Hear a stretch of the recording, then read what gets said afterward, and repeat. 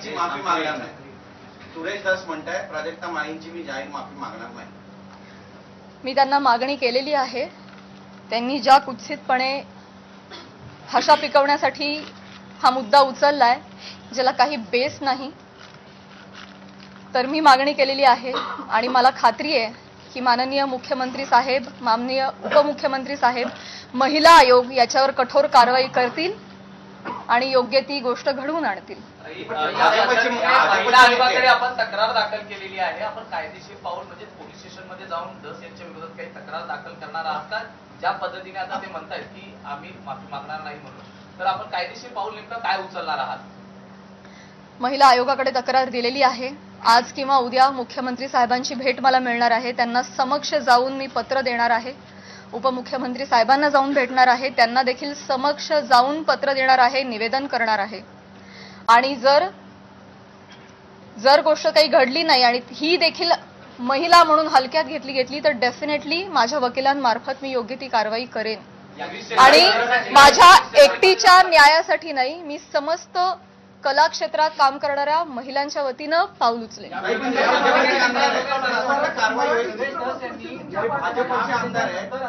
मुख्यमंत्री गृहमंत्री कारवाई करतील असं वाटतं. आता तुम्हाला एक चान्स दिला ना, बाकीच्यांना पण. या प्रकरणाची सुरुवात तुम्ही उल्लेख देखील केला करुणा मुंडे यांच्या व्हिडिओपासून झाली होती. तर तुम्ही सुरेश धस यांच्यावरती कारवाई करावी अशी मागणी करताय.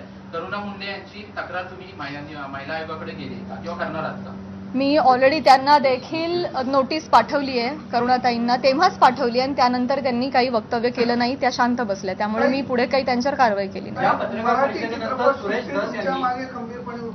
डेफिनेटली आहे. मराठी चित्रपटसृष्टी सगळे कलाकार खंबीरपणे माझ्या पाठीशी आहेत आणि मी सगळ्यांचं नेतृत्व करेन.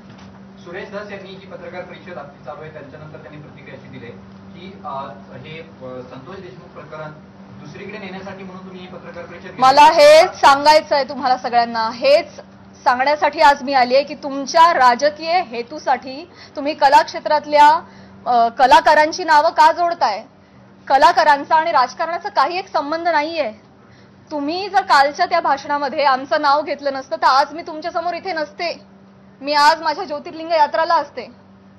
त्यांनी नाव घेतल्यामुळे आज मला इथे बसावं लागतंय. त्यांनी सुरू केली ही गोष्ट.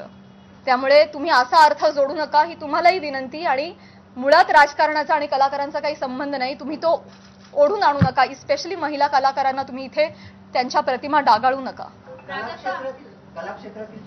येस, हो, इथे मुलगी बोलतीये. या सगळ्या चिखलफेकमुळे कुठेतरी कलाकार कोणत्याही गोष्टीवर भूमिका घेताना म्हणजे काचकूच करतात असं वाटतं का?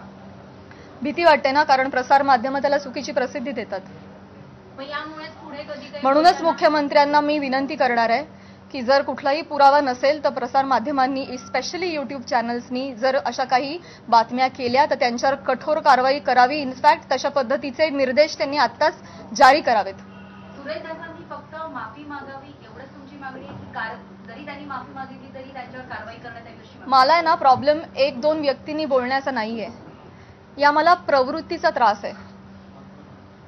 हा प्रघात पडता कामा नाहीये की कोणीतरी काहीतरी फार कष्टाने नाव कमवतो, कोणीतरी एक काहीतरी येऊन बोलून जातं आणि अख्खी इमेज डागाळते. स्पेशली महिलांच्या बाबतीत मी पुन्हा तेच म्हणेन की नाव घेताना त्यांनी 3 महिलांचं का नाव घेतलं? पुरुष कलाकार गेलेच नाहीत का हो परळला कधी कार्यक्रमाला? मी जेव्हा गेले होते कार्यक्रमाला तेव्हा माझ्याबरोबर सुद्धा प्रसाद खांडेकर, गौरव मोरे ही मंडळी होती. अमीर हडकर, आमचे सगळे कलाकार होते. त्यांची नाही नावं आली. त्यामुळे स्त्री कलाकारांना याच्यामध्ये गोवू नये. राजकारण्यांनी स्वतःच्या स्वार्थापायी टीआरपी त्यांच्या अशा पद्धतीने वाढवू नये आणि गैरवापर करू नये. हिंदी असो किंवा मराठी राजकीय नेते मुख्यतः कलाकारांना टार्गेट करतात.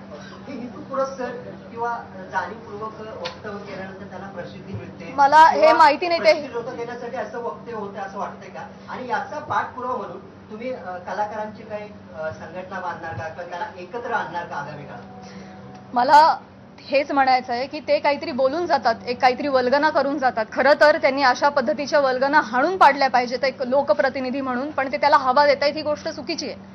पण त्यांना जेव्हा कळेल पुढे जाऊन की त्यांच्या एका वक्तव्याचे 1000 वेगळ्या पोर्टल्सनी 1000 न्यूज केल्यात, हे त्यांना कळल्यानंतर खरं तर तेही करणार नाहीत, करुणाताई बोलणार नाहीत.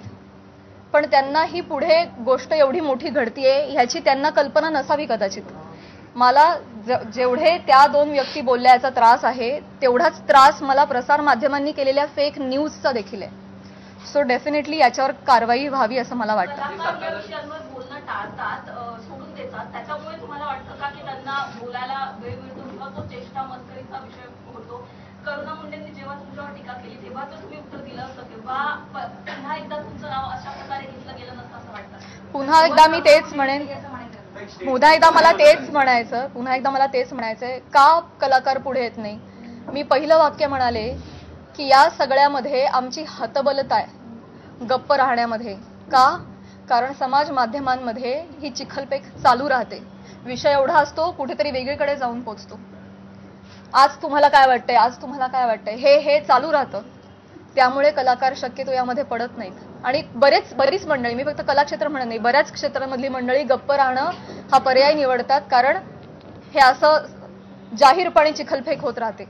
म्हणूनच या संदर्भात जर काहीतरी रूल्स अँड रेग्युलेशन्स आले, कठोर नियम आले की जर या गोष्टीमध्ये तथ्य सापडलं नाही, जर कुठला पुरावा सापडला नाही तर त्यांच्यावर कायदेशीर कारवाई होईल त्या न्यूज पोर्टलवर किंवा युट्यूब चॅनलवर.